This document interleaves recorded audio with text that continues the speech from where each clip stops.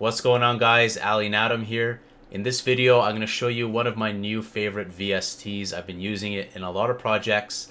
Also saw Ollie James using it as well, which really surprised me. A lot of producers seem to be using this gem. This is a free plugin, Camel Crusher, and I'll link it in the video description to download this VST. And you can use this on vocals, you can use it on bass, lead, anything really. It's so feature packed, but so easy to use. So let's just jump right into it and let's show you how I use it. So here we have a project with a very basic lead, something I just pulled up, a preset I made long ago. I think this was a patch I made for my track Arena. So I just took like a well-known melody and just played it back here. So let's play it back for you guys.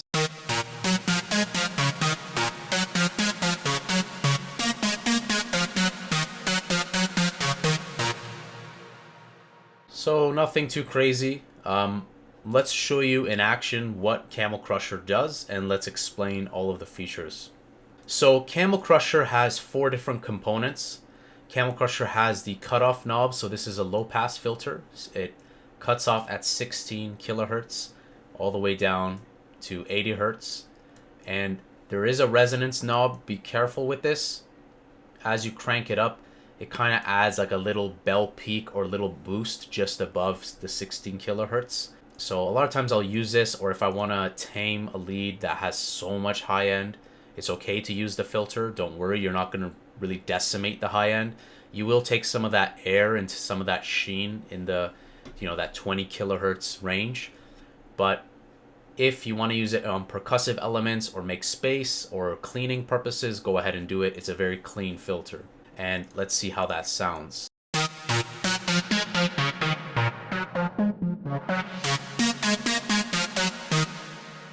So you can see it doesn't really have a huge distinguishable difference when the cutoff is all the way up and the resonance is down.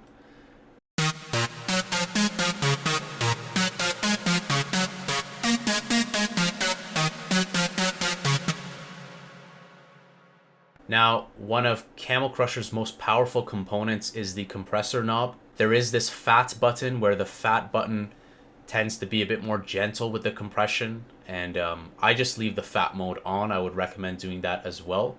What the amount does is it's a single knob that as you crank it up starts to compress the sound, but also implements auto gain.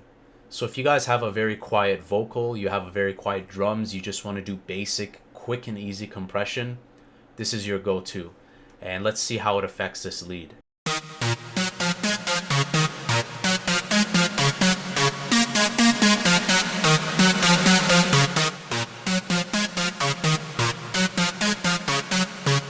So we can see it really enhances the overall level and brings out some of that reverb that's in the lead.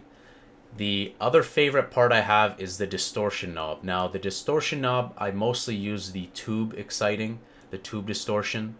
It adds a very nice, like that cherry on top. If you guys want to add that little extra bit of sparkle on top of a lead, this is what you want to use.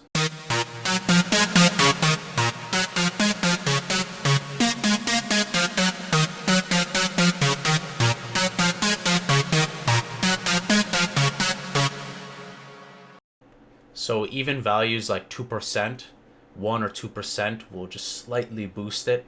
And of course, this is just one plugin, so you can imagine the possibilities. Once you start cleaning this lead, you're improving the high end of it, you slap on Camel Crusher, mess around with the compressor. My go-to, so let's say we start fresh. If you start fresh on Camel Filter, the first things you want to do are turn on the master and make sure it's all the way up.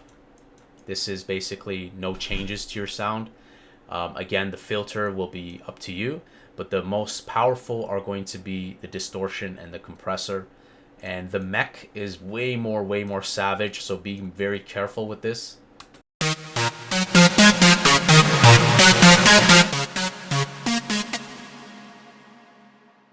can see the mech really annihilates it, so there can be some creative purposes there if you guys are running like a sine wave or some sound that can really get destroyed and you want to do that. I can see it.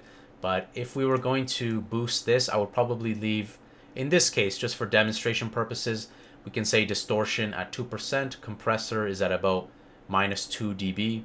We can also turn on the filter, put resonance at about, let's say 1%, and let's compare. So this is dry.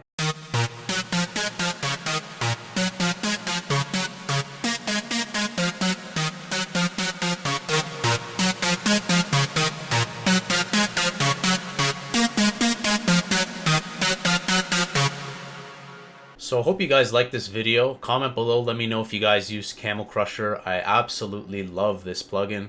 I use it in every project. I use it in mixing. I use it just all the time.